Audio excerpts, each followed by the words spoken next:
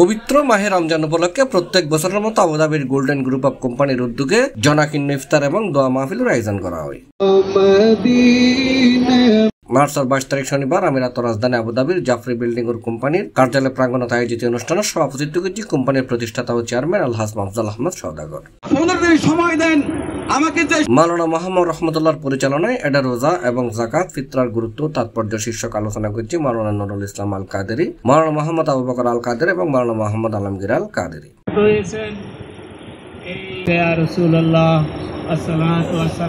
এডে অতিথি হিসেবে উপস্থিত আছেন মোহাম্মদ জাহাঙ্গীর আলম, মোহাম্মদ ওসমান আলী, মোহাম্মদ আনাস সওদাগর, মাওলানা মমতাজউদ্দিন আল কাদেরী, মাওলানা ইয়াকুব আল কাদেরী, মোহাম্মদ পারভেজ, মোহাম্মদ সালাউদ্দিন, মাওলানা ইনুস সহ বহু প্রবাসী ব্যক্তিবর্গ।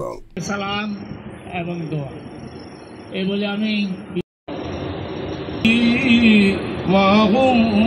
মালাকুল মউত যখন আসবে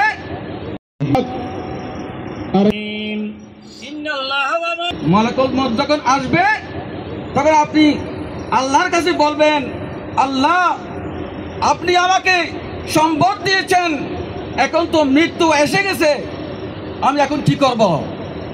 আমি তো খরচ করি নাই। আল্লাহ এগুলো তোমার শাহী দরবারে কবুল হবে। মসজিদ মাদ্রাসায় তিন মিসকিন। C+ TV Chittagong.